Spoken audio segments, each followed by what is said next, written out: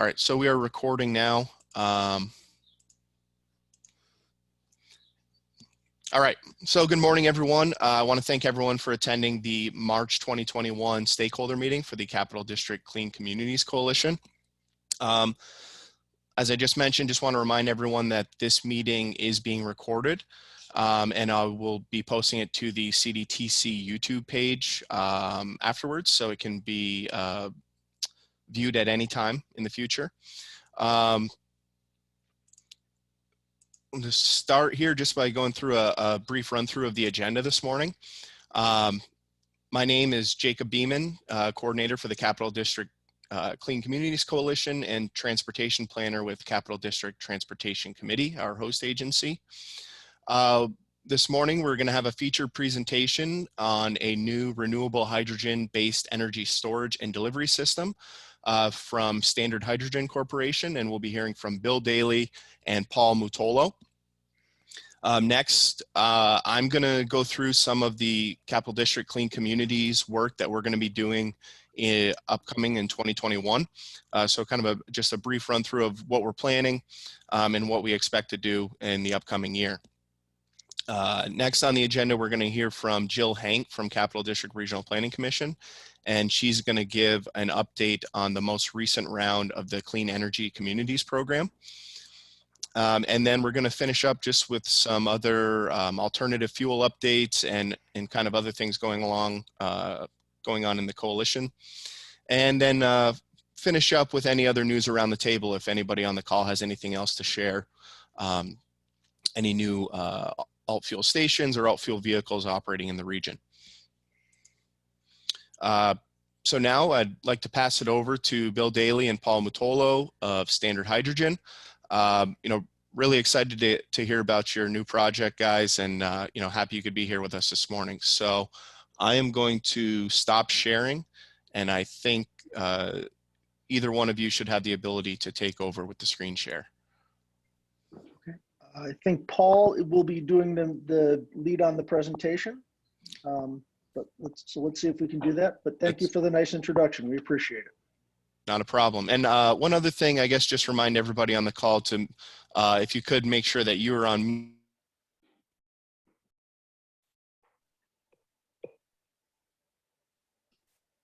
Okay, great. Thanks, Jacob. Can anybody hear me okay? All right, thanks. Bill and I are really happy to be here with you this morning. I am formerly from Albany area, although now I live out in Western New York in Ithaca. Bill is located in Albany, and we've worked together for quite a while on different projects. We want to share with you three parts of our story today from Standard Hydrogen. The first is about our pilot with National Grid, which we'll share a little later in the presentation. You may have been reading a little bit about it. We've been getting some good press because it's planned to be here in the Albany area. The second is we want to share with you how you can access this technology for projects that you may have in your municipality or small business or large business to access clean power and fuel, which is what our platform does. And of course, to start off, we want to share with you what it is about this project that excites us and why we're doing it. So I'm going to jump right in and talk a little bit about what the ETS is. So we're motivated by market drivers that we see calling for the need for energy storage of various kinds. The three things we're focusing on today are looking at increasing the resiliency and backup power opportunities for municipalities and business parks. We're looking at deploying more zero emission vehicles, both battery electric vehicles and hydrogen fuel cell vehicles in different classes. And as the state and the region moves toward getting more of our power generated by renewable electricity, such as wind and solar, we can be part of the infrastructure to help enable the capture of every single electron from those resources. All of these technologies on their own are excellent, right? They're all increasing our ability to be more mindful about the energy that we use and use that energy in a more efficient and cleaner way. And yet at the same time, if you have a lot of rooftop solar on your business park, but the grid goes down, that rooftop solar doesn't help you. To be able to access more electric vehicles, we need faster and more DC fast chargers. And as I mentioned, in order to get as much renewable capacity as we can onto our grid, which in New York here, we're now under the CLCPA, and we will get to 100% by 2040, we need to have a portfolio of energy storage solutions in order to help us capture every single electron. And so we believe strongly that hydrogen should be part of that portfolio. There are three aspects of hydrogen that we're very excited about that are going to help in all of those different ways we just discussed. First, it has very high energy density, between 3 times and 8 times higher than lithium-ion batteries, which we hear a lot about in terms of grid, as well as in terms of vehicle opportunities. Hydrogen also allows you to have indefinite storage. Because we're storing the energy just as a gas, which we'll share with you a little more detail in just a moment, there is no self-discharge. There's no degradation of the stored resource that we have in our system. And probably most importantly for this group is the versatility. Hydrogen really does act a lot like a gas tank and a throttle, because as we'll show in a minute, that's essentially what it is. Although it's operating in a completely non-combustion and completely zero emission way, it still has very fast response time. It still allows us to be very versatile in the way we charge the system and discharge the system.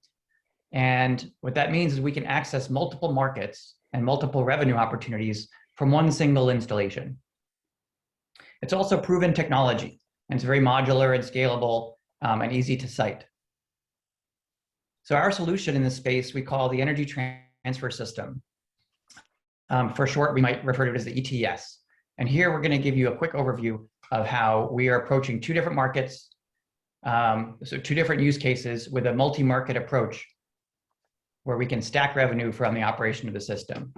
Starting over here on the left-hand side of the graph, we'll show that we start with renewable power, especially when it's in surplus, for example, overnight times, or other times when the grid is not requiring as much.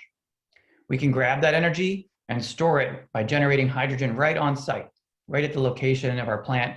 We produce hydrogen gas. Once stored as just gaseous hydrogen, now we have this whole suite of opportunities in terms of revenues, which are also functions for the customer, between peak shifting, which can be done in 2 ways, backup power, even low carbon heating fuel.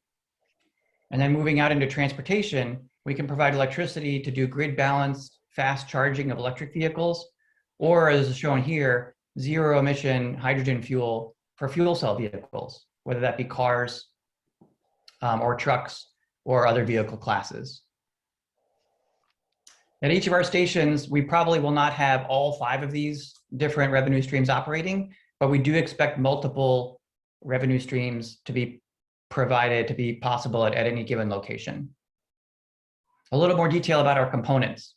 So when you look at a mechanical drawing, which is drawn to scale, you can see here a Toyota Mirai, which is one of the fuel cell vehicles available in California. And the rest of the system is to scale. Each are each about 20-foot ISO containers. And this blue one back here is meant to represent a 40-foot ISO container.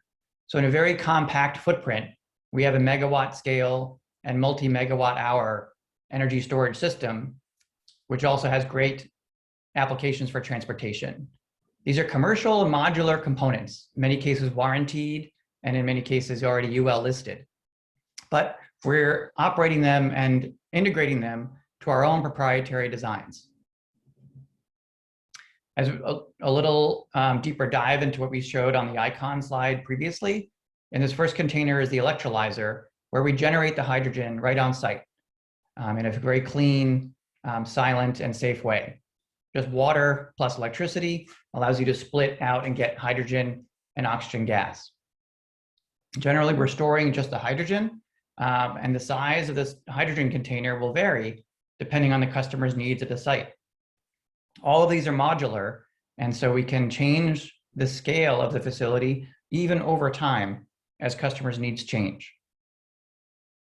Once we've stored that hydrogen, then we can use it in different ways, either regenerating electricity for grid needs or on-site needs of the customer through the operation of our fuel cell, or dispensing the hydrogen directly out into cars, trucks, forklifts, whatever fuel cell vehicle might need hydrogen gas.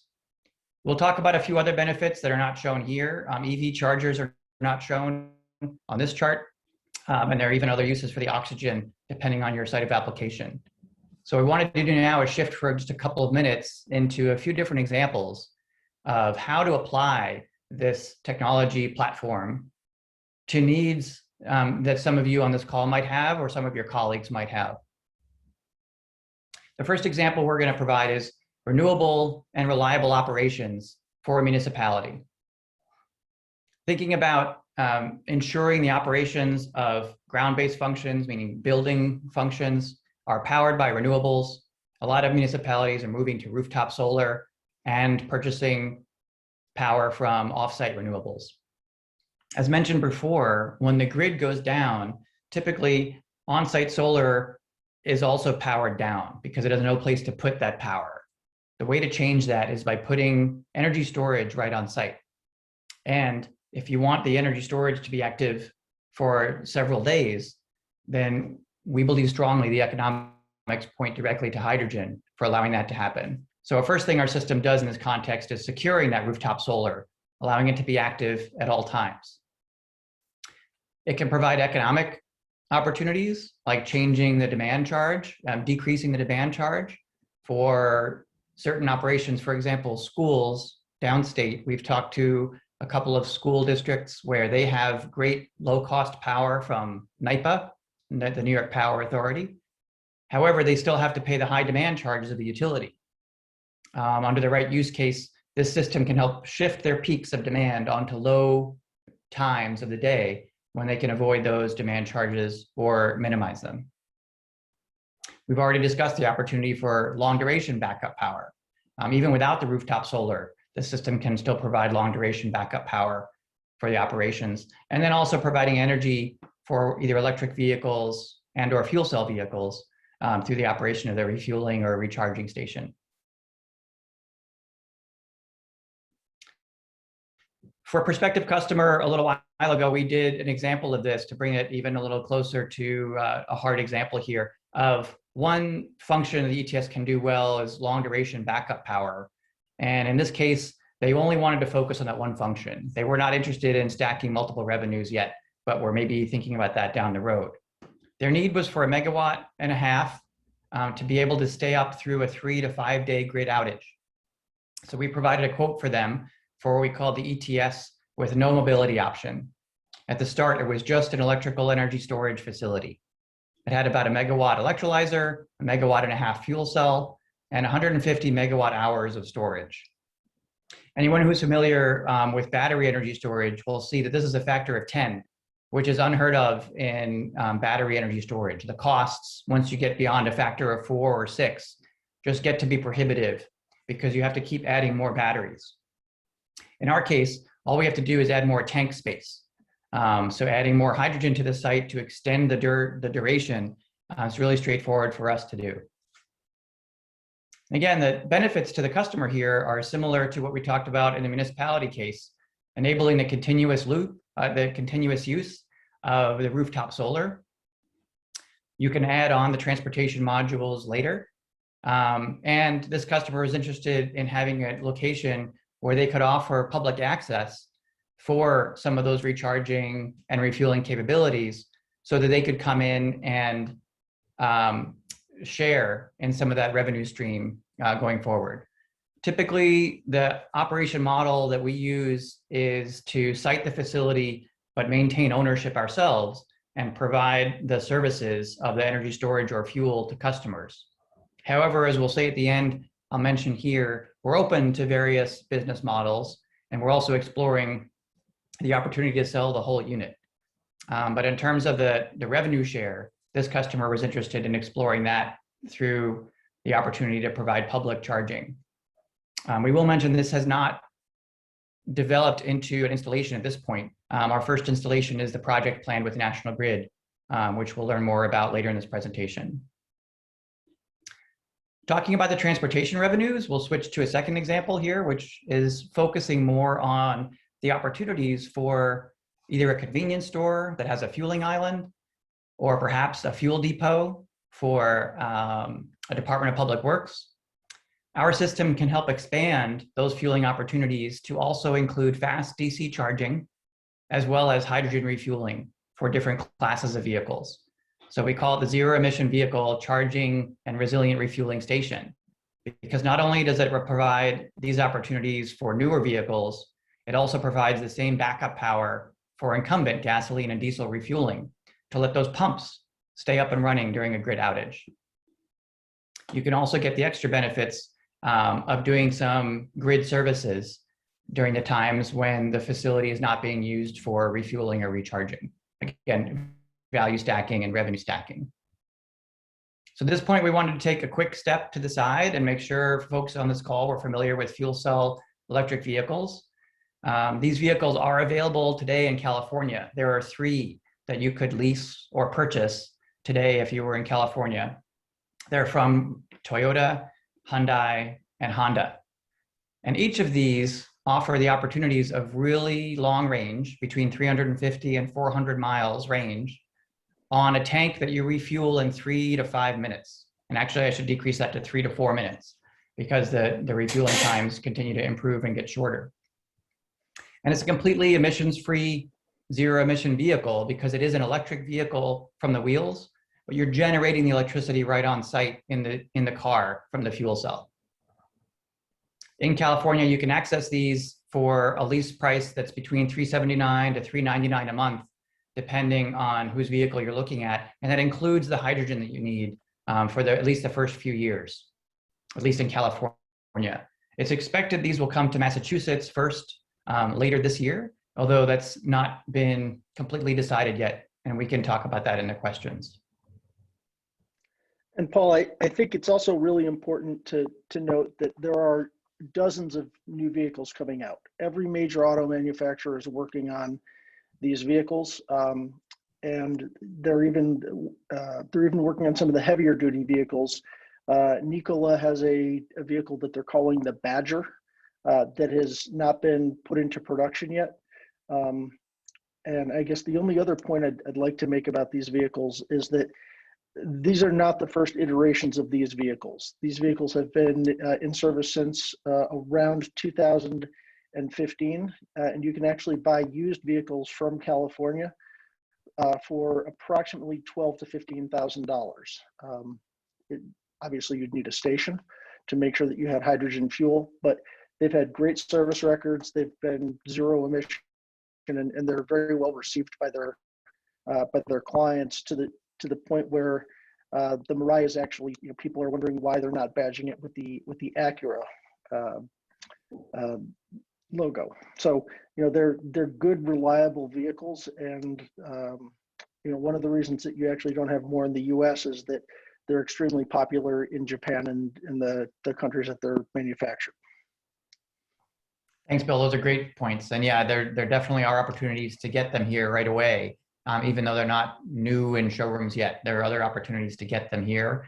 And as you were saying, the other great thing about them is that they hear from drivers all the time that the driving experience is completely unremarkable in a way. It feels very much like you're driving any other vehicle. The fueling experience feels very much like you're fueling up a gasoline vehicle, except that they're silent and that the only thing coming out of the tailpipe is water.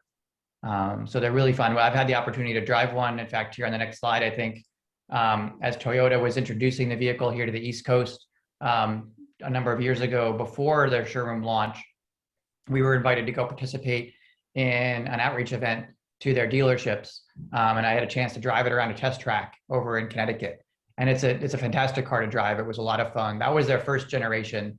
And yeah, now they're on their second generation of the Toyota Mirai. And as you mentioned, there are other opportunities for fuel cell mobility as well. I'm sure many of you on the call, if not everyone, is familiar with Plug Power and their recent success with hydrogen-powered forklifts for customers like Amazon and Walmart. They're also in projects with Federal Express. As FedEx moves their trucks over to battery electric vehicles, they're noticing some range problems in certain markets. And so with Plug Power's fuel cell, they can extend that range and offer that really fast refuel time. Hyzon Motors is a trucking company that has operations right in Rochester, New York, where they're building Class 8 tractor trailer trucks that run on hydrogen fuel cells. And of course, National Grid and other utilities are very interested in making use of hydrogen for backup power for grid services. And that takes us to our project with them. So last year, we were part of the rate case that National Grid submitted. And a part of it that talks about our project is the commercial pilot of our ETS. This will be our first installation at scale of our facility, configured to do exactly what we've been talking about, this multi-function approach and multi-revenue opportunity for providing services for both vehicles and backup power, as well as grid needs like non-pipes alternatives and non-wires alternatives, as well as renewable integration. Pending regulatory approval, which is expected the middle of this year, this will be a 1 megawatt system sited somewhere in Albany with National Grid as a project owner. And we are providing for them our proprietary integrated design, handling construction and operation of that system for at least the first 3 years. Happy to take some questions about this as we shift into Q&A in just a moment. But the most important thing to National Grid, in addition to those functions we just talked about, are really the impacts. The emissions impacts of our system are really impressive. And the thing that excites our team the most is the chance to go out and have immediate impact on the pollution in the locale where these facilities are sited, as well as the global impact of pushing all the carbon dioxide out of the system. Our unit takes 6,400 metric tons of CO2 out of the air every year. This is a 1 megawatt system. These benefits will scale if you get to bigger systems, of course. And that's equivalent to 740,000 gallons of gas. Another way of looking at this is that in 1 month of operation, our system will take as much pollution out of the air as an average American driver would put behind a gasoline vehicle over the course of 100 years. So that's kind of the impact of our system in a nutshell. We have an advantage in our company of looking at things from a systems perspective. We definitely have experience and expertise in hydrogen, and looking at the needs of the market from a systems idea has given us the opportunity to deploy hydrogen in this new way. We have patents that we're pursuing, which should secure our position, as well as other intellectual property in our company, including agreements with National Grid and others. Of course, like any small company, the experience and expertise in our team is what got us started. And this is a quick overview of us. Our advisors and our core team shown here. We have a lot of experience and already deployed hydrogen for vehicle refueling in the past for other companies, and together just have really deep knowledge of this technology and the business space in which we're operating. We're ready to get started very quickly because we built a partnership of companies around our company that are all experienced in developing and deploying facilities at scale like this, including core technology providers, utility partners, as we've talked about, and even the engineering, procurement, and contracting firms that understand how to go and deploy this. We want to share with you here at the close of our presentation that we're ready to help if you're interested in accessing these benefits now, either on the electric side or on the vehicle side. We are set up to work with you to access incentives, to access the parts of the facility that you need, even the vehicles that you need. And as we mentioned, we have a lot of flexible business models for how to set up a project. Please email us or contact us. We'd be happy to hear from you. And again, really happy to be here with you this morning. Thanks so much. Thanks, Paul. Just want to let everybody know, if you have any questions, feel free to chime in and unmute yourself, or you can enter them into the chat and I can relay those if you'd like. I've got a couple questions off the top for you, Paul and Bill. I guess the first one being, so the hydrogen is produced on site. I know you mentioned that it's water and electricity. Maybe it's going to be over my head, but how is that produced on site in these locations? No, it's a pretty. Go ahead. Okay, thanks, Bill. It's a pretty easy answer, actually. If you're familiar at all with a fuel cell, I know there aren't a lot around, but Plug Power uses a fuel cell today that takes electricity right out of the hydrogen and produces electricity from that. An electrolyzer, which again is shown in our diagram in this sort of front right container is exactly the opposite. You take electricity and water, and in the operation of that electrolyzer, the water is split into its component gases. Water is H2O, so you get hydrogen and oxygen bubbling out of the electrolyzer by adding water and electricity through an electrochemical reaction. It's a catalyzed chemical reaction that is, again, silent and clean, and is the way that we feel should be the standard for producing hydrogen, because it not only benefits the user in getting completely carbon-free hydrogen, but it has also the opportunities to make sure that all of our electricity is getting as carbon-free as possible as we go forward. And so, Paul, I want to. No, go ahead, sorry, Bill. Go ahead. I just wanted to add that when you look at a fuel cell and an electrolyzer, functionally they're very complementary to each other, but they actually run reactions that could almost be described as opposite. And so this is not necessarily the most efficient exercise from a chemical standpoint, but because we are in a state where we do have an excess of renewable energy, and because electricity has a different price depending on when you need it. It's much more expensive, for example, at 4 o'clock in the afternoon in August than it is at 2 o'clock in the morning, the day before. And so there are certainly some chemical inefficiencies to it, as there have to be, but the economics and the fact that we end up having a surplus of clean electricity makes a huge difference for us, because it allows us to have a good economic model, even if it is not a perfect chemical model. Okay, yeah, so we just had a question come in. What's the electricity demand to create the chemical reaction? So I think you're touching on it there. So it may not be the most efficient, but I think what you're saying is if it's done in off-peak hours and there's energy that's stored, it's still a beneficial process. Is that correct? Correct, and that's only if you look at it on site, because if you look at it on site, we have a round trip efficiency of, I believe it's somewhere in the 55 to 63% range. Paul, correct me if I'm wrong on that. Producing the hydrogen is a little higher than that, and then getting back the electricity, if that's the mode you're operating in, is just a little lower. But yeah, we can produce it between 60 and 80% efficiency. Okay. And that may not, that may sound like it's a relatively high tax that the laws of physics are imposing on us. On the other hand, we're not dragging it around from a commercial production facility in a diesel truck. And so, if you look at it from the equivalent of a wheels to well perspective, well to wheels perspective, which is how people look at oil, or even from a factory to storage location for other hydrogen uses, we're doing pretty well.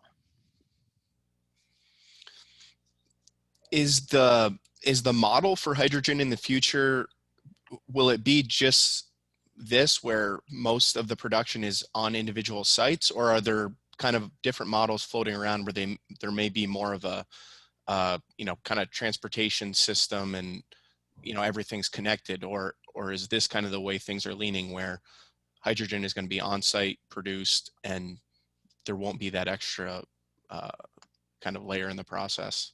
Mm-hmm. Well, we're certainly hoping that it's as much a distributed generation model as possible, because that's what we do, and we think it's very efficient. But I think that when you look at the future of hydrogen or the future of transportation, you're probably going to have a little bit of this and a little bit of that. So there may be locations where it's more efficient to have a larger generation and truck it a short way, or in some cases even run a small pipeline from one side of a facility to another, depending on how it's laid out. But I certainly believe that there will be much more on-site generation going forward. Very good. And my last question was for the National Grid site. Do they have plans to start integrating hydrogen vehicles into their fleet, or to use that what's being generated on site, or maybe we don't know yet? Yeah, the answer is really both. They have a project with, I believe, it's either Hyundai or Nissan to outfit some of their utility trucks with hydrogen fuel cells. We have to get a status update from them. I haven't had a status update in a little while about where that project is, but they just certainly have interest in hydrogen fuel cells for their own fleet. They also have an interest in having more of a direct revenue share of the revenues from providing energy for transportation. We believe, together with National Grid, that as more transportation is electrified, that the providers of that energy are more likely to be utilities and less likely to be the oil companies. And so National Grid certainly sees that and sees this station as a way to start to access some of the revenue sharing. But for this commercial pilot, they have an interest really in all of the different revenue streams that we showed there and all the different functionalities that we showed. And so the project at that site will be operating in all those different capabilities. Very good. I've got another question coming in here. What do you think the biggest challenge is to changing the EV mindset to the hydrogen vehicle mindset? We don't see that there's a need to change it. We think that there's going to be a place in the market for both electric vehicles and for fuel cell vehicles. The fuel cell vehicles in California right now are doing very well. There are over 8,000 of them on the roads today. And as Bill mentioned, they've just been introduced in late 2015. There are some 40 or so stations around California, each of which is getting visited more than 40 times a day, which is on the order of half of the capacity that those stations were meant to serve. So to us, that looks like a great use case for the interest and the demand for hydrogen fuel cell vehicles compared to the low utilization of some electric vehicle charging. But we believe that some of the electric vehicle charging is low because it's not fast enough. So once we can get to level 3, level 4 chargers, then we think we'll encourage both electric vehicles, battery electric vehicles, as much as our facilities will also allow hydrogen fuel cell vehicles. It might not be known, but having a level 3 charger, which is on the order of 150 kilowatts, as soon as someone comes and plugs their vehicle into that, that's like turning a whole neighborhood on full blast for the 15 minutes that someone's plugging in, and then having that person leave and that whole neighborhood has to get shut back down again. Utilities aren't set up to really handle that on a regular basis. And so the grid doesn't like that kind of intermittency. So those fast chargers get charged a very high demand charge. And our facility can help shield those intermittencies and therefore help shield that demand charge. I think it's also fair to say that there are a number of concerns about the safety of hydrogen. Everyone looks at it and they think, okay, it's a highly reactive gas. Obviously, you almost can't have a conversation about hydrogen without someone bringing up the Hindenburg. But it's really important to understand that this is a safe technology.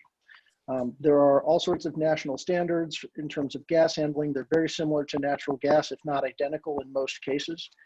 And so it's not simply a function of, hey, this is a lot of energy. It's a matter of this is a lot of energy safely that can be managed in the event of an external problem or some other issue. And certainly we are very happy to have that conversation. But that's been something that that we understand there's going to have to be some education on that as well, so that people understand the safety of this system and of this technology.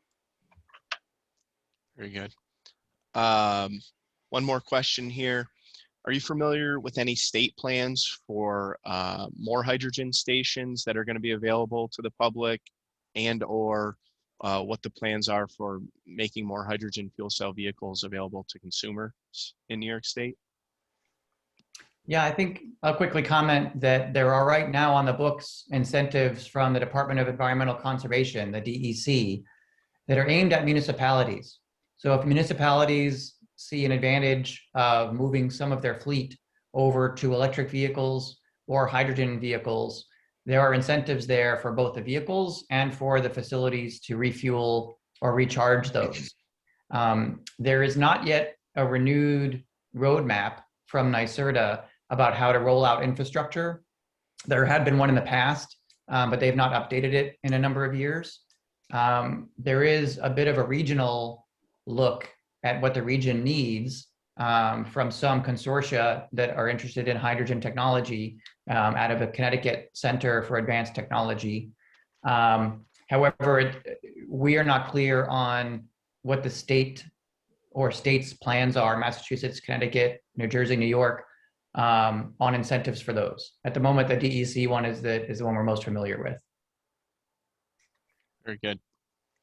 Bill, have There anything? are, however, the only thing I was going to add to that is that virtually every agency that we've talked to, from Nyserda to the Department of Transportation, right down to a number of municipalities have looked at this and they've said, okay, this is something that, you know, we want to provide incentives for. I just think that we're not necessarily at the point where they've been codified, but I think that they are coming and that they will continue to be part of our energy profile. Yeah, one of the exciting things about citing this project with National Grid in Albany is to be able to get it right in front of those policymakers, both in different agencies as well as right in the state government. So folks can come down and really touch and feel and understand what the opportunities are for transportation and what the opportunities are for the grid at large. So we're really excited about getting that project going. Yeah, I mean, I think with everything with fueling, right, it's the chicken or the egg. You can't have the vehicles without the station. Nobody wants to put a station in if there's no vehicles, but I kind of see a positive for this technology where these stations are going to help, battery electric vehicles, which we do have on the road right now, and we do have a presence of. And then once there's stations there that, maybe,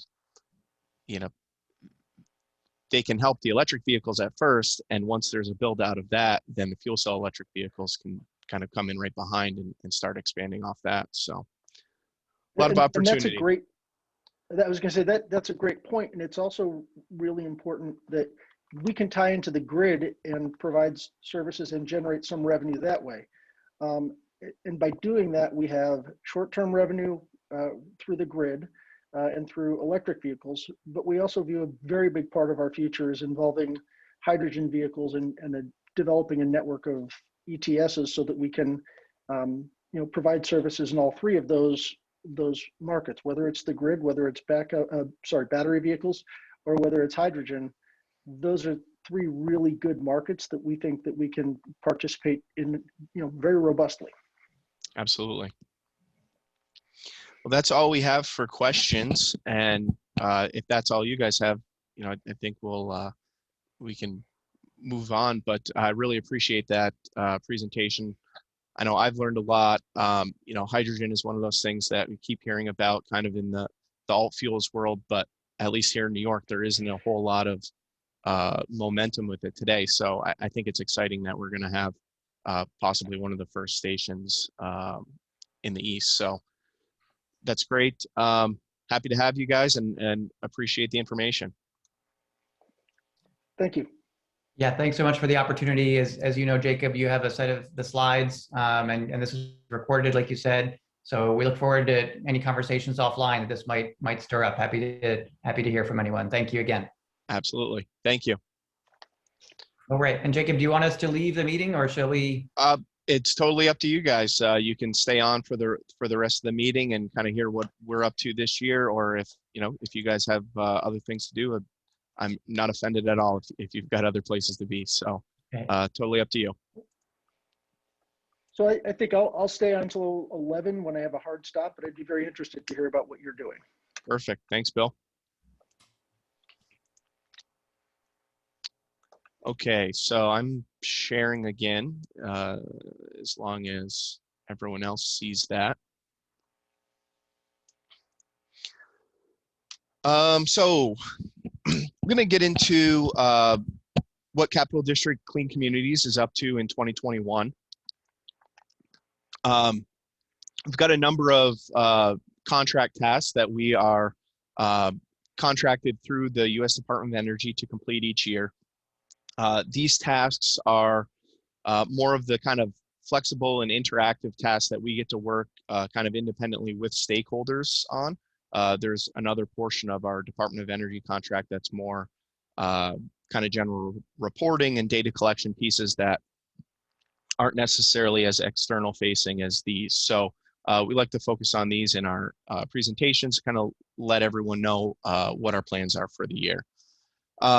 As a coalition, we're able to choose up to 4 of these kind of general subtasks. Usually there's about 5 or 6 that are provided to us, and we can choose up to 4 of them. And now, as of last year, we have a 5th flex task, which is optional and really allows us to kind of pick up any kind of projects throughout the year that might not fit neatly into the other categories that Department of Energy provides for us. So we'll get into that a little bit more in a few minutes. So the first kind of task that we're going to be working on this year, and we've done in the past, so maybe some of you on the call are a little bit familiar with this, is our alternative fuel stakeholder listening sessions. So these are listening sessions that are intended to be private with individual fleets or a small group of fleets and focus on a particular technology or vehicle type. And we really want to get kind of that firsthand experience from fleet operators and owners on what their thoughts are on the technology, what works well, what doesn't, what are the kind of issues maybe with maintenance or procurement or whatever it may be. So these are, really intended to be private sessions where everyone can speak freely about their experience with the technology. In the past, we've worked with, focused mainly on light duty electric vehicles in years past and talking to general consumers about them. So this year, trying to organize some listening sessions that are more on the heavy duty side of things. And the first one of those being electric yard trucks. We know of one local fleet that's been operating an electric yard truck in Schenectady for a number of years now. It's an orange EV truck that you see there on the left. And the truck is primarily used to move trailers around the lot, around the facility before they hook up to their tractor trailers for delivery, but it's operating inside and outside, so the electric was a good fit for it originally. So we've just kind of had some high-level talks with this company, and they've agreed to a listening session so that we can find out more and kind of dig a little bit deeper into their experience with heavy-duty electric technology, which is really, we haven't seen a lot of this in New York State or even the Northeast yet. So excited to, hear that we have one operating in the region and to learn more about that upcoming. The other fleets that I'm interested in hearing from this year will be trying to organize a propane school bus listening session. So in the past, the coalition hasn't been super active with propane fleets and kind of that fuel technology, but over the past few months, I've been, and hopefully for the rest of this year, really trying to kind of target that. Last week, we had an Auto Gas Answers event to kind of go over propane fuel basics, and have been working with a couple propane and a biofuel upfitter in the region and a propane delivery fleet that operates some medium duty propane vehicles. So trying to focus a little bit more on the propane space this year. We know that there's a number of propane bus fleets in the region, and we'd really like to, try to dig in a little bit more and hear their thoughts on the fuel and the operations of propane school buses. At a high level, we've heard a lot of benefits with them, and many fleets are very happy. But I also have, kind of heard some negatives of the fuel as well from some of those fleets already. So, we are interested in hearing a little bit more firsthand. Hoping to get, at least 3 or 4 fleets to participate in this. So whereas the electric yard truck listening session will be a single fleet, and maybe hopefully some of the operators as well participating on the school bus side. Looking to keep it small and hopefully getting 3 or 4 kind of fleet managers and also some of the bus drivers as well to get their experience on how driving the bus may be different than a traditional diesel. These events, I'm looking to complete these and probably through the summer, July through September timeframe. And I guess one other thing that I should mention with these listening sessions, the notes are always kept confidential and private and only submitted to the Department of Energy for the purpose of following back up with the OEMs. So all the information that we collect, where some of our events are recorded and put on YouTube and information is posted on our website for others to view, these are really kind of private inward-facing events, and the data is used by the Department of Energy to follow up with manufacturers to hopefully improve that technology in the future and in future iterations of the vehicles or fueling infrastructure or whatever it may be.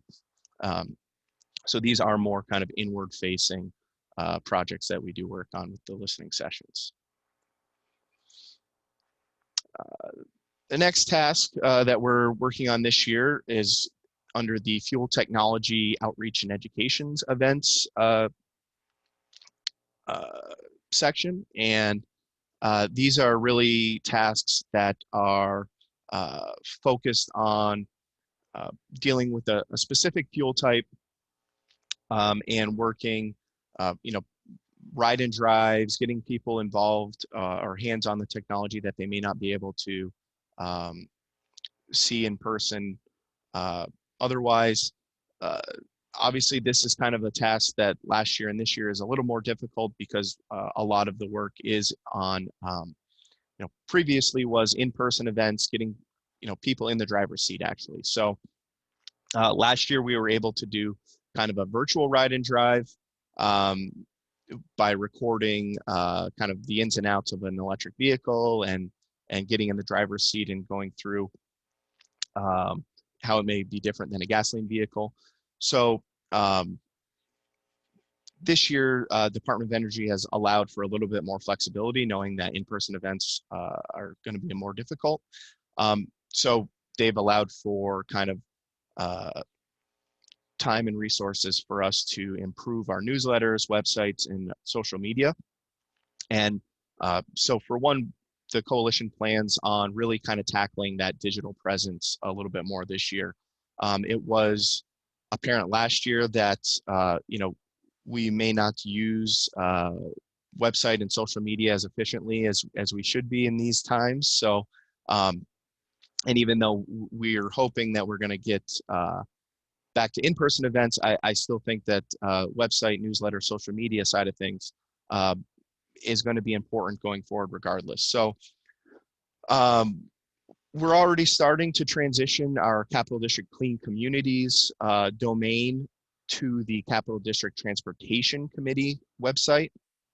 Part of that is the old Clean Communities website had pretty limited consultant support, so it made it difficult to make updates and really provide the stakeholders with the most recent information sometimes. So you'll see there the picture on the left. We've started to make that transition and start to build out our kind of project gallery and fuel resources there, but there's still a ways to go. So that's one thing that's going to be kind of taking place over the course of the year this year. And also really looking to try to implement a monthly newsletter. Right now, we don't really have much of a newsletter. Really the contact that we use with multiple of our stakeholders is our Survey Monkey, our email list. But I would really like to kind of develop a monthly post or newsletter mailing that includes information on upcoming events that we're hosting, upcoming events that potentially other Clean Cities coalitions in New York or the Northeast are hosting, or just any most recent information on alternative fuels that we think could be helpful for our stakeholders.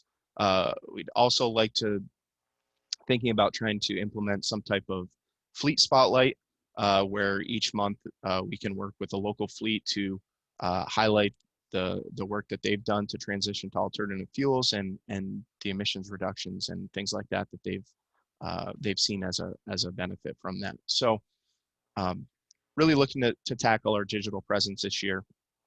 Also want to kind of start to get more active on social media, which you know, I'll admit that I'm not on social media very much, and at least through the coalition, and could use that better to promote our work.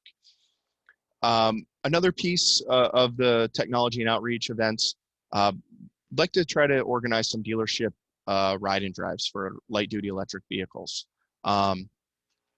Past years, you know, we don't have a ton of great in-person relationships with local dealerships and the electric vehicles that they might offer. So I'm planning on, you know, trying to come out with an outreach campaign where I just want to try to connect to as many local dealers as I can, let them know what we're all about as a coalition, and see if they would be interested in doing some ride and drives, probably virtual, at least through the summer, and potentially maybe some in-person ride and drives towards the end of the year, if we can. So I'm hoping that could kind of bolster our relationships with those dealerships, and really kind of leverage them as a resource going forward as more EVs come on the market.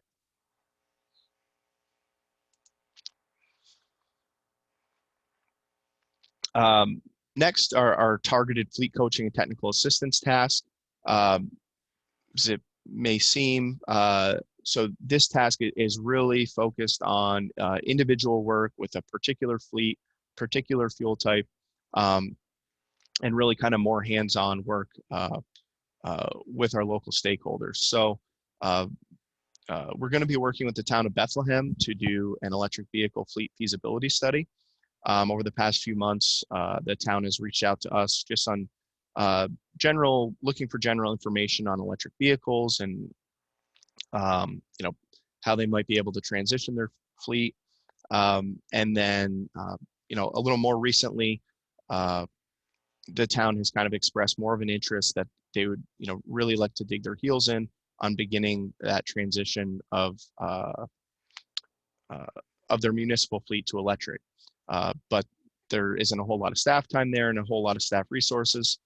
So they've kind of brought us on to do an initial kind of overview and feasibility study of what it might take to start to transition their entire municipal fleet to electric vehicles, which is pretty exciting.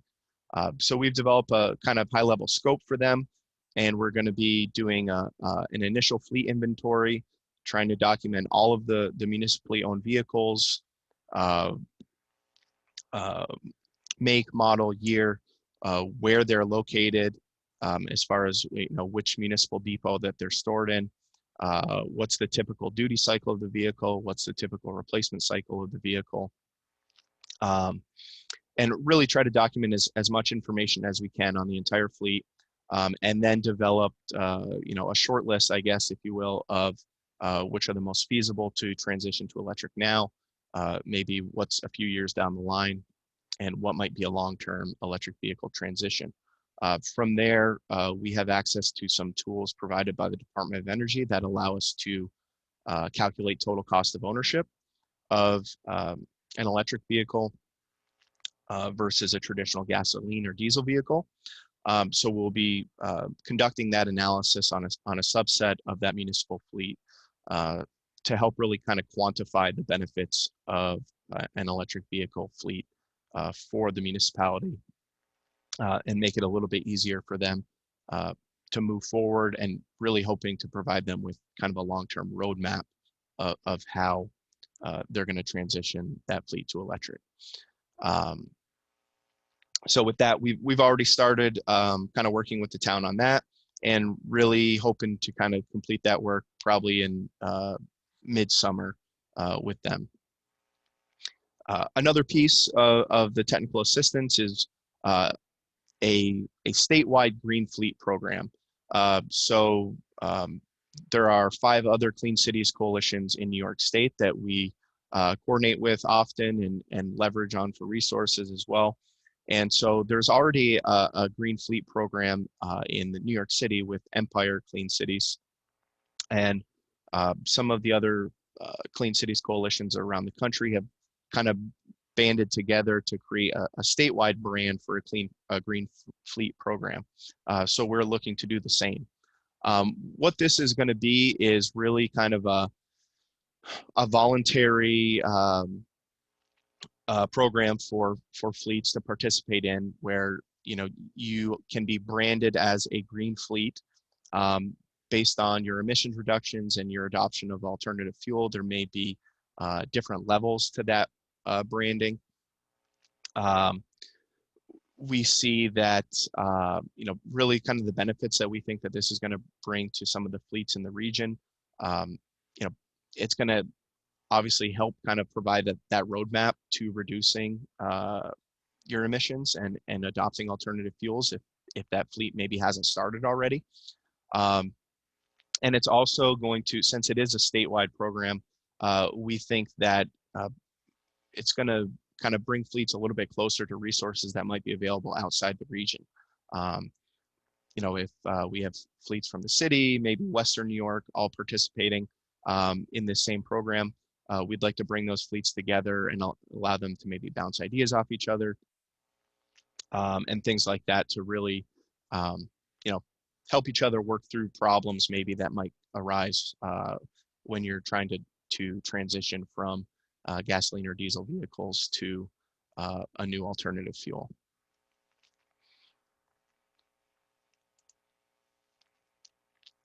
Final subtask that we're going to be working on this year is our training and education piece.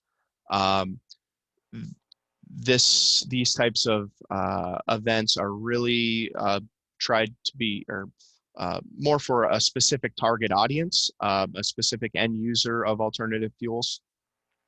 So in this case, this year, we'd like to dig deeper into kind of what's out there for multimodal, freight and warehousing facilities in terms of alternative fueled vehicles. So we've kind of had some high level discussions with the Port of Albany, and the port has expressed interest in working with us to kind of further their own sustainability goals, but also would love to bring in a lot of the port tenants that occupy their facilities down at the port area. And so we've we'd like to kind of work to develop this series, thinking that it might be 3 to 4, maybe even 5 different series over the course of a month, an hour or 45 minutes presentations once a week, maybe for a couple weeks, and really try to dig into a different fuel type or a different technology that might be useful for a freight and warehousing facility each week. Thinking that we may look into light and heavy duty vehicles that may be in operation at these facilities. Also, forklifts and kind of off-road vehicles that might be out there as well, and even kind of idle reduction techniques, kind of fuel reduction techniques as well, not only alternative fueled vehicles. So this is kind of more in development phase right now, probably looking at Q4 to actually be implementing this workshop or series of workshops. But that is on the horizon. So, and finally, so I mentioned the flex task before. So as I mentioned, this is a task that's kind of recently been added by the Department of Energy that allows us to kind of pick up some more open-ended projects throughout the year that might come up that don't fall neatly into this kind of prepackaged task areas that they provide for us. So last year we completed a project under this flex task branding that was a planning and zoning best practices guide for the town of Colony. It's a brief white paper that outlined existing conditions for electric vehicles in the town, took into consideration their existing zoning and existing comprehensive plan to kind of outline, you know, how accepting they may be of adopting electric vehicles currently. And then went into providing recommendations and best practices from 4 different New York State municipalities that are already kind of implementing zoning ordinances that support electric vehicle adoption and the installation of electric vehicle charging infrastructure. So those recommendations kind of started from the most basic, with just including definitions of electric vehicles and electric vehicle charging in zoning, and then built all the way up to specific requirements for installing EV charging infrastructure in new development, based on a percentage of parking. So that task right now, that document is in kind of final review by the town. So it's not 100% complete yet, but just wanted to give an idea of what tasks, could be added on under this category. So right now we don't have any other kind of flex tasks planned for 2021. So, wanted to put that out there and make sure everyone's aware that if there is an opportunity or a project that maybe you've been thinking about and, would like some extra resources, another pair of hands on it, feel free to reach out to me and, maybe we could discuss and see, if there's opportunity to include this under our flex tasks.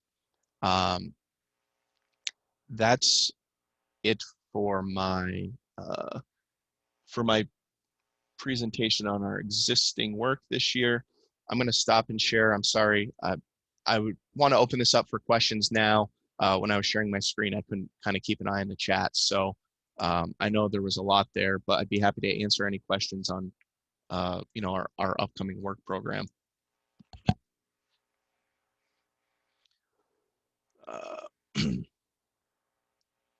So I've got kind of one comment here from Jason for Propane. Reach out to Brent Shacko from RPI. Thanks, Jason. I'll keep that in mind and reach out to him. I do know that they have a fleet of transit buses, I believe, right?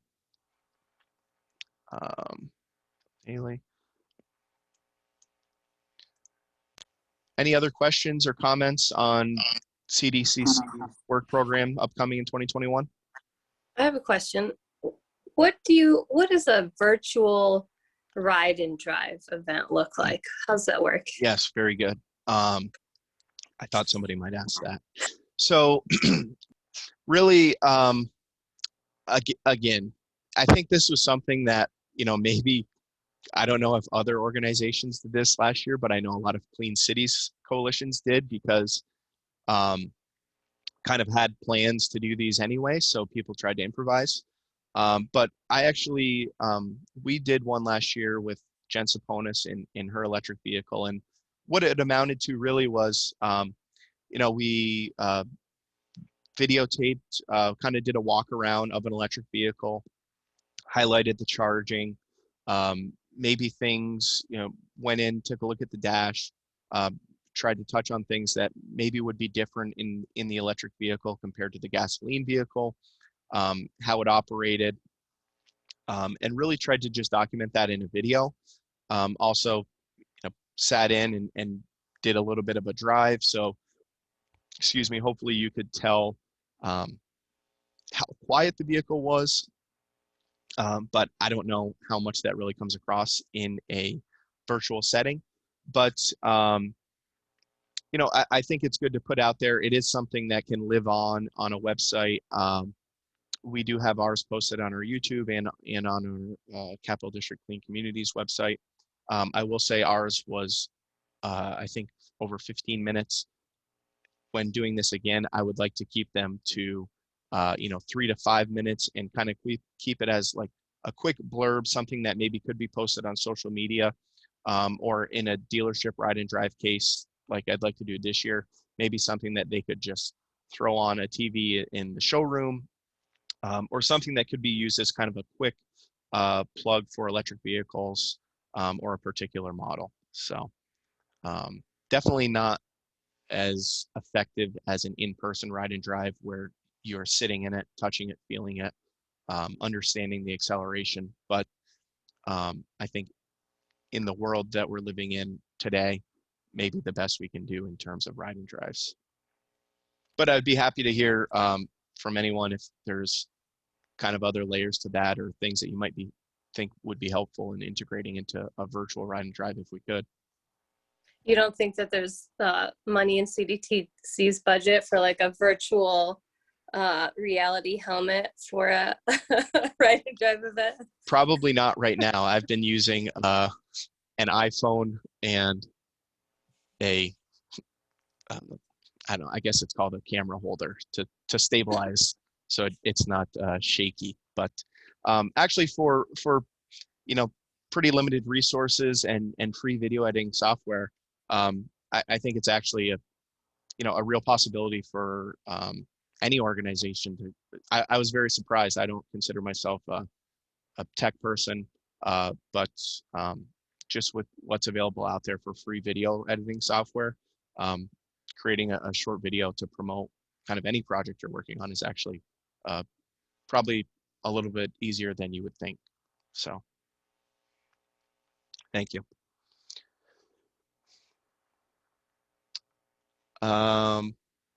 With that, if there's no other questions, I can hand it over to Jill to discuss the Clean Energy Communities Program. Cool. I'm going to share on my computer.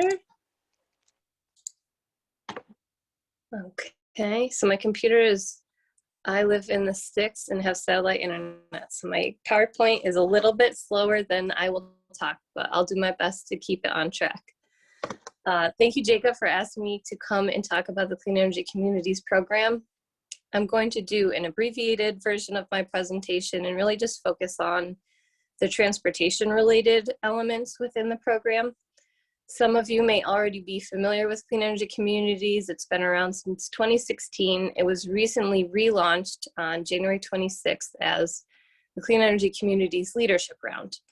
And I'm just going to briefly touch upon the big changes within the program, as well as some of the new high impact actions within the program. So first, a little bit about me. My name is Jill Hank. I work for the Capital District Regional Planning Commission. We are a subcontractor to Nyserda, and myself, my colleague Tara Donadio, and we also have an intern, Haley Balkanoff. We implement the program in the Eastern Territory. Our director, Todd Fabosi, also manages that contract, which stretches from Warren and Washington counties all the way down to Columbia and Greene counties. We also have a contract for the entire Northeast, but today we'll be talking about the capital region. So just an FYI, I am going to be on leave in about a month, so my face may be familiar today, but if you're looking to have questions answered in the next couple months, you're going to want to reach out to Tara Donadio. So Clean Energy Communities Program very basically is an awards and incentive program that municipalities from the county to the village level can participate in. And if they complete a certain amount of high impact actions, they are eligible for grant funding. So the new round of the program has $17 million in grants available, and those grants are also split up in certain categories by region. So there's approximately $880,000 in grants per region. So one of the great things about this program, as you know, a lot of state programs can be difficult to navigate. So there are technical assistance coordinators like myself all across the state who are here to help answer questions about the program, as well as help you submit documentation for the high impact actions, and also help you decide which actions are appropriate for your municipality. So one of the biggest changes within the program this round is the funding structure. So the first round of the program had designation grants available to municipalities that completed 4 out of 10 high impact actions. Those designation grants are still in place. However, they are for $5,000 this time around. So you have to complete 4 out of the now 13 high impact actions to become a designated clean energy community, and you receive $5,000. So this is a good time to mention that this is the leadership round of this program. It was designed to be a little bit more difficult to complete. The bar has been raised, and accordingly, the grants have been adjusted. So those 4 high impact actions will get you a smaller grant, and if you continue moving through the program, there are larger grant amounts available. Next, the next change is the action grants, and this is where the conversation about transportation-related actions is going to come into play. So there are 2 action grants within the program that if you complete just that one action, there is a grant available for the municipality. So those 2 actions are the New York Stretch Code and what is called community campaigns. And one of those community campaigns, and I'll go into that in just a moment, is for encouraging residents to purchase electric vehicles. Next are the points-based grants. So this is where the larger grants come into play. So this is similar, if anybody's familiar with the Climate Smart Communities program. Climate Smart is an interagency program that is implemented by the DEC. That's actually also a part of the Clean Energy Communities program, but it's structured so that you achieve points based on the actions that you complete. So in this case, the high impact actions, and I'll go ahead and jump to those actions. The high impact actions now have points associated with them based on the greenhouse gas emissions savings that are associated with them. So here are all of the high impact actions. And I'm not going to go through these one by one. I'll touch on a few highlights that I think are relevant at the moment. The majority of these are existing high impact actions that the program had last time, and there are a few new ones. So as I mentioned, there are the 2 action grants, which is the New York Stretch Code. So this is an energy code that's 11% more efficient than the existing conservation construction code in New York State. The next action grant action is community campaigns. So what a community campaign is an education and outreach campaign. If you've ever heard of Solarize, it's exactly that. So Solarize is usually led by a group of volunteers or a combination of volunteers and staff who will select an installer or a vetted contractor or a community solar company, or in this case, a car dealership to act as a partner. And using that partnership, you educate the residents of the municipality on the technology.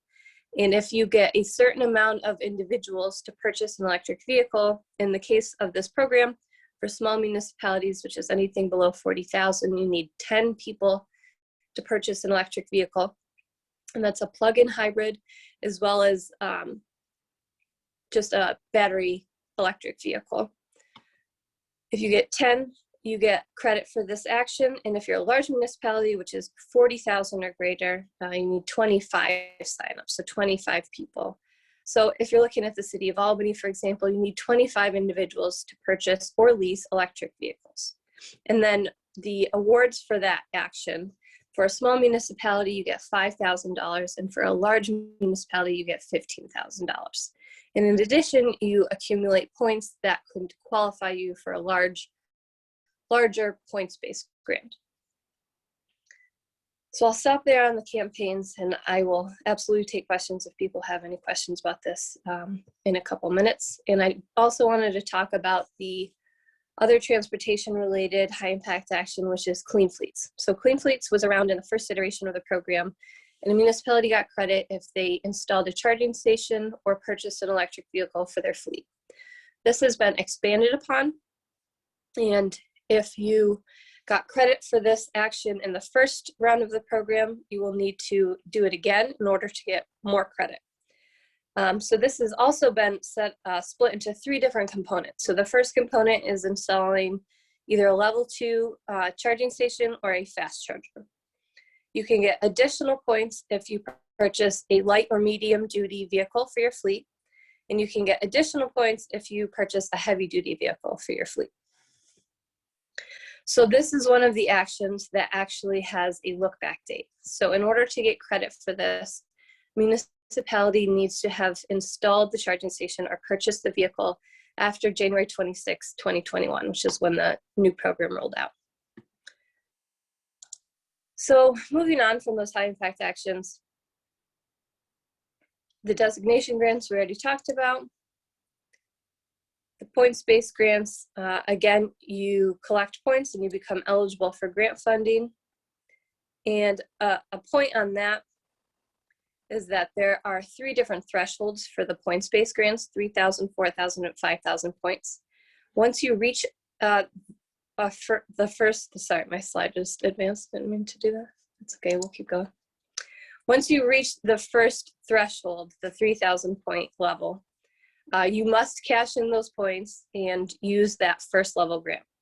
Then you continue to accumulate points. So 1,000 more, you reach the 4,000 point threshold, you're eligible for more grant funding, and then so on until you get to the 5,000 point threshold. And here are the grant amounts. So this is an important point to note as well. The large points-based grants are available statewide, whereas the small to medium points-based grants are available per region. So for 3,000 points, a large municipality is eligible for $30,000. For 4,000 points, $70,000, 5,000, $150,000. So if a municipality, large municipality, reaches 5,000 points, they're eligible for, in total, $250,000 in grant funding. And the same goes for small to medium. If they reach the 5,000 point level, they are eligible for $100,000 in grant funding. So another way that this relates to clean transportation is that once the municipality is eligible for these grants, the money needs to be spent on a clean energy related project. And a lot of the municipalities in the first iteration, and I'm anticipating in the second, are spending that money on either electric vehicles or electric vehicle infrastructure. I believe my next slide talks about so we'll skip the stretch code. Again, this was the community campaign. So just to reiterate, community campaigns are 4 technology options. One of those is electric vehicles. I'm encouraging municipalities to conduct concurrent campaigns. So say you have a group of volunteers who are promoting purchasing electric vehicles at a farmer's market. It also makes sense to concurrently promote community solar, clean heating, cooling technology, and demand response, because usually if a person is interested in purchasing an electric vehicle, their ethics priorities will oftentimes align with other sustainability elements. So in that case, you're eligible for up to 4 $5,000 or $15,000 grants for each campaign that you complete.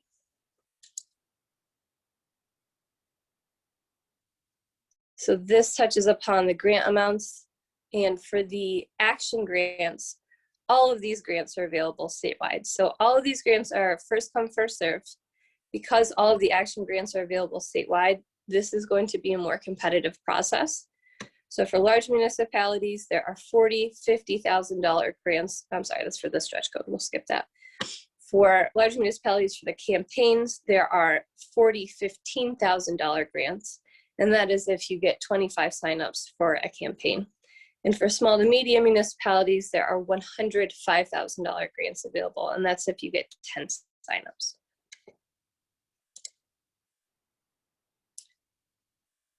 So there's a lot of resources online on the Clean Energy Community's website. Your best resource is me, of course, but also your second best resource is going to be the Leadership Round Guidance document.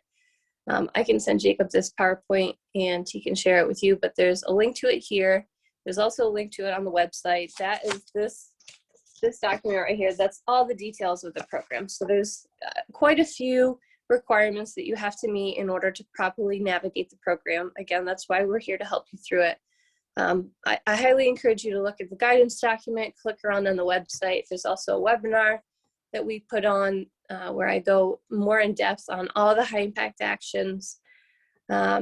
If you do not live in the 8-county capital district, there are coordinators across the state. You can find those individuals here. There's also toolkits with template resolutions and FAQs on the website. There's a link to that here. And that's about it. The only other thing I wanted to mention, and this is just something that, you know, I meet with a lot of different community groups and municipalities, and there's one item that keeps coming up that I think, well, I guess there's a couple of items. One, I know I've talked to Jacob on, and that is incentives for heavy duty vehicle charging equipment. So one of the heaviest lifts for me within this program is encouraging municipalities to take the leap and purchase heavy duty electric vehicles. 1, because of availability, 2, because of cost, 3, because of that unanticipated installation cost for the electric vehicle charging. The second thing that's come up recently, and I don't have a lot of resources on, and I'd be interested to know if any of you have resources, is electric tractors. So I know we talked on like forklifts and things like that, but definitely some information on tractors or like maintenance equipment would be of interest. So that's all I have, and I will turn it back over to Jacob or answer any questions. Jill, I've got a couple things. So one, I guess we've got a request in the chat. Can you post some of those links in the chat link so people can grab them from there? Sure. And also wanted to point out, I threw some links in there as well that I'm going to be talking about in a few minutes. Looks like a couple of them didn't actually go through, but I can refer you to those later. As far as the tractors, the only thing that I'm really familiar with, and I had a picture of it in one of my slides, was the Danner. I think it's like called an electric utility vehicle. And it's something that could be, actually it was probably about a year ago, it was right before the lockdown.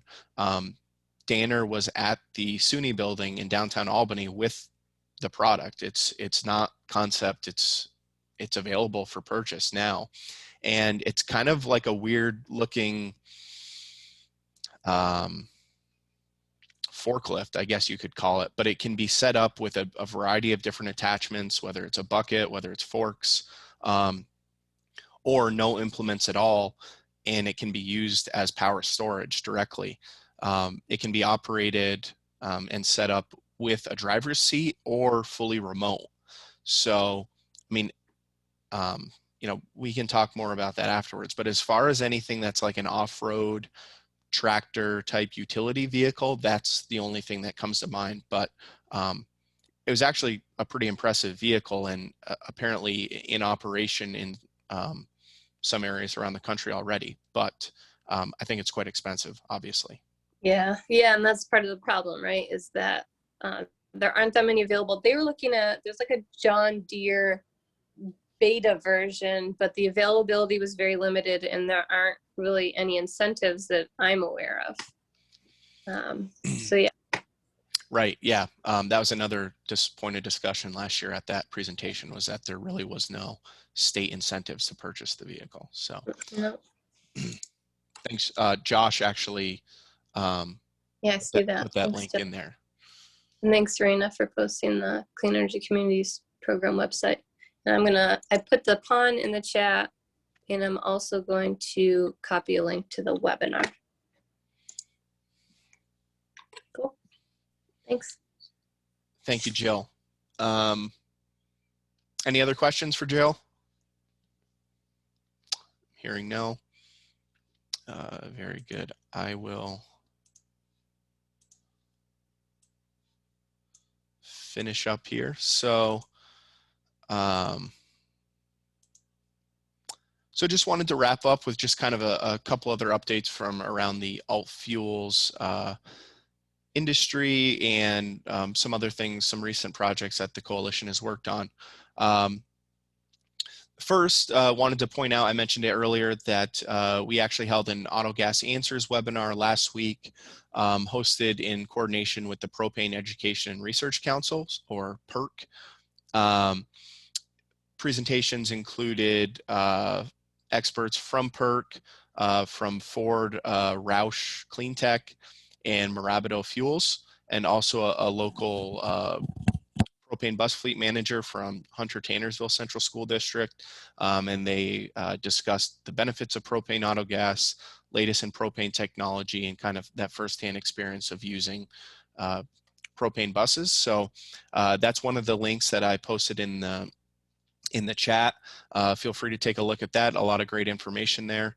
Also have kind of a page on our website dedicated to that presentation with the full webinar recording, presentation slides, and some other resources that were distributed at the meeting. Next, we have the Capital Region Mobility Hubs project that some of you may be familiar with. We've talked about it on a couple of our meetings last year.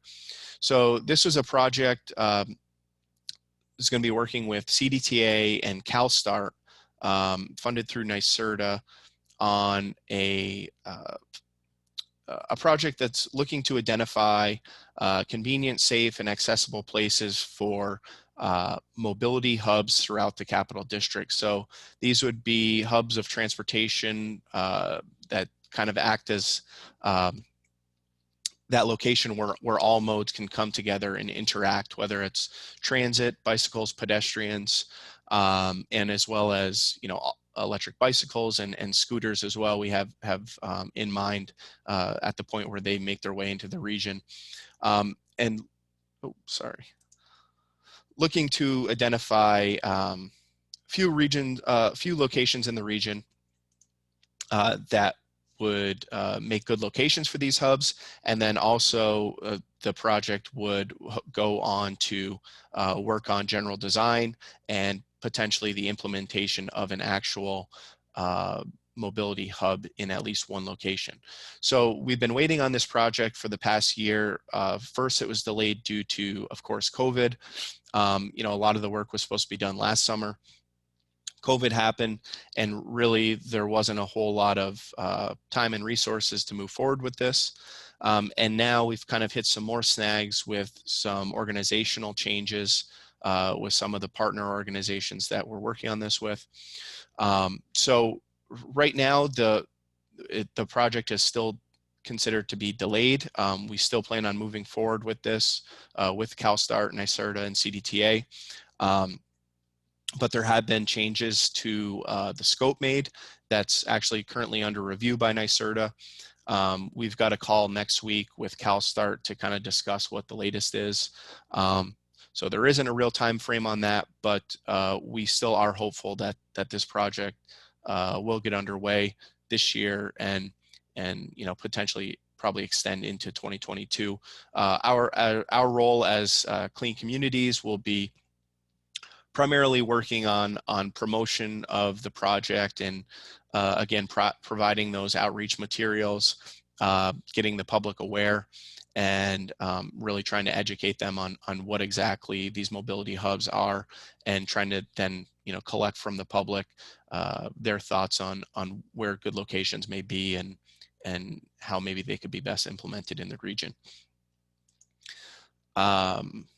Next, we have wanted to mention that the Nyserda Clean Transportation Prizes program.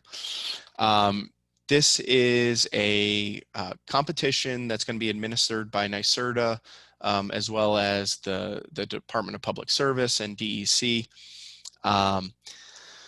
There's about $85 million that can be allocated to accelerate the transition to clean transportation future in New York.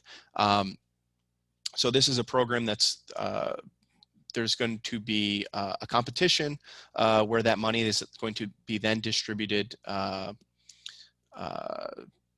a number of different challenges. So the three different prize competitions include the Clean Neighborhoods Challenge, which is going to award innovative projects that address local air pollution reduction at scale.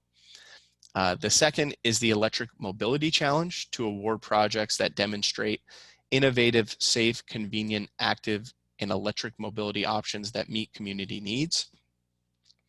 And the Electric Truck and Bus Challenge, to award projects that demonstrate replicable pathways to reduce the cost, system, and operational challenges of further deployment of medium and heavy duty electric vehicles, including charging infrastructure and grid integration. So other than the release from Nyserda and that information that I just read off there, I don't have a whole lot more information on it. I did sign up to be part of their information distribution list, which I had tried to include in the chat, but I don't think the link went through. So I think if you Google Nyserda Clean Transportation Prizes, it should bring you to a page that has a link that you can then sign up for more information. Really looking forward to seeing how all this plays out, and be interested to see what happens in the Capital District from that. Also wanted to touch on a few MUTCD updates that regard alternative fuels. So the MUTCD, or Manual on Uniform Traffic Control Devices, is really just the national guidance document on the design and engineering of all traffic control and signage. And so there's been a number of changes recently to the document in all areas, not just including alternative fuels, but the changes are currently under public comment period until May 24th. And so there's kind of two areas that are relevant to the group here today. And so under the notice of proposed amendments, there's kind of several changes, but in terms of, alternative fuel signage guidelines, but what it amounts to really is kind of general changes that are going to make it more difficult to include signage for alternative fuel infrastructure, primarily on highway signs that are indicate, where there are general service signs that indicate food and gas stations on an upcoming exit. Basically, alternative fuels are not going to be allowed to be posted along with gas stations.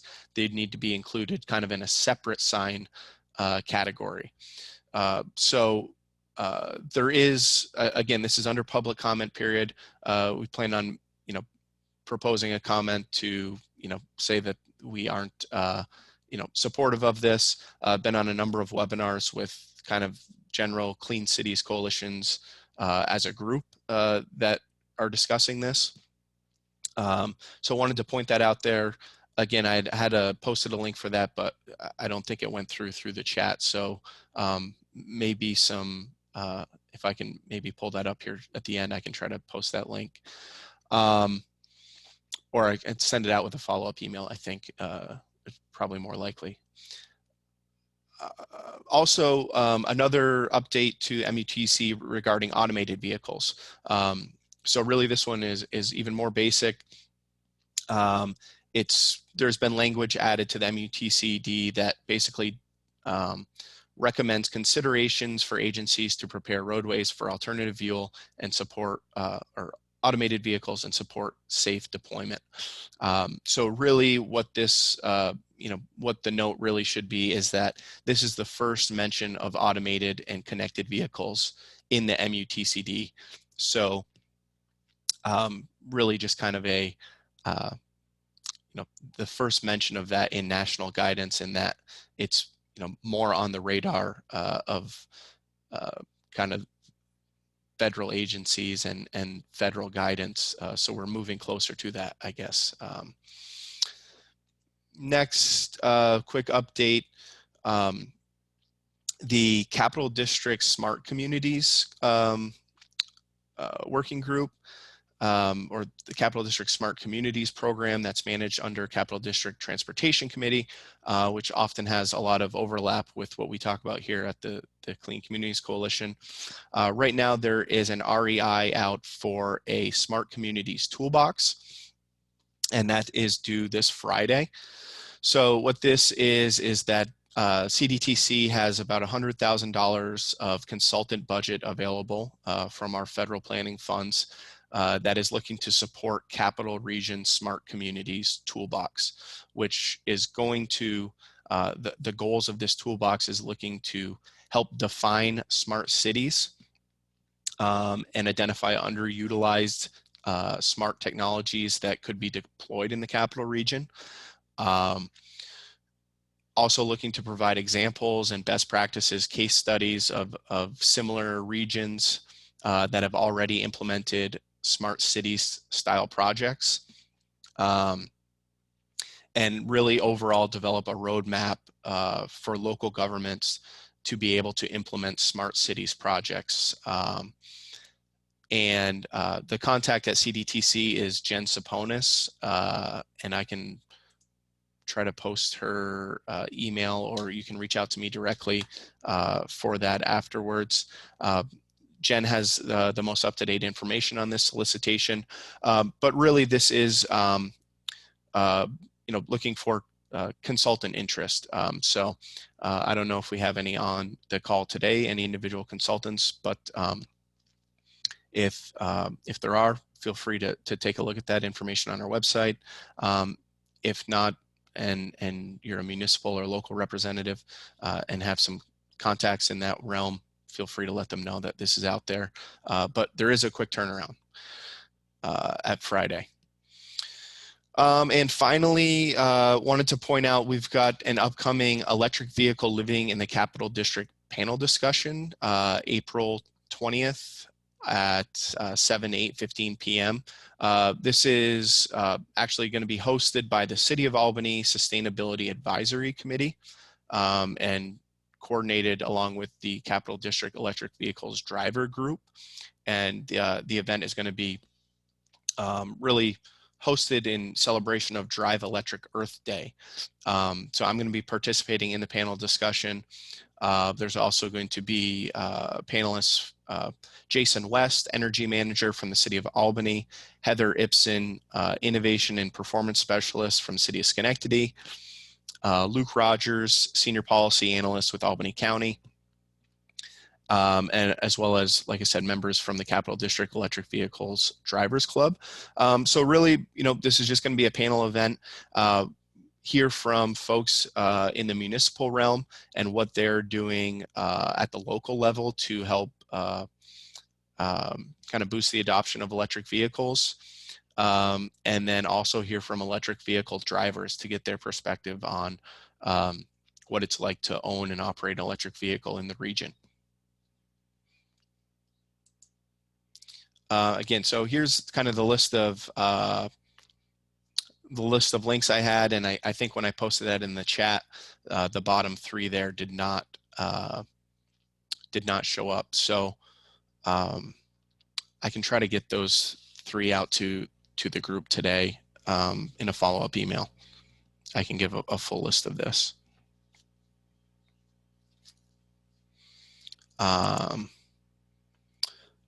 Before we wrap up, wanted to open it up for others to share any other news around the table that they might have, any new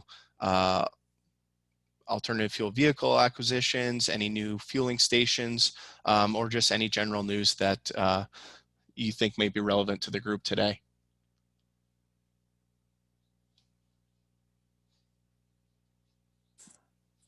And I have one thing I forgot to mention. One of the, as we know, community campaigns can be a heavy lift if you don't have a volunteer group to support them. So one thing that CDRPC is doing with a couple of our superstar volunteers is we are trying to coordinate a county-wide campaign in most of our counties and any of the counties that are interested in doing it. So for example, Albany County, they already have an organization, Solarize.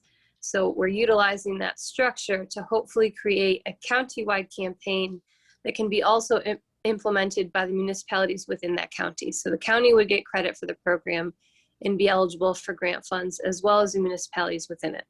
There's been some conversations about doing this in Schenectady County as well.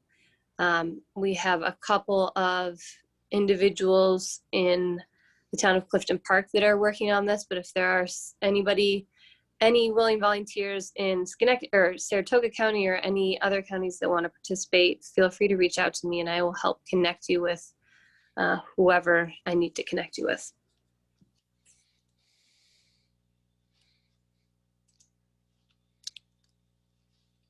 Sounds like a great opportunity. Thanks, Jill. I was able to post, so I posted Jen's email address in the chat if anyone is interested. Any other questions, comments, news to share from around the table?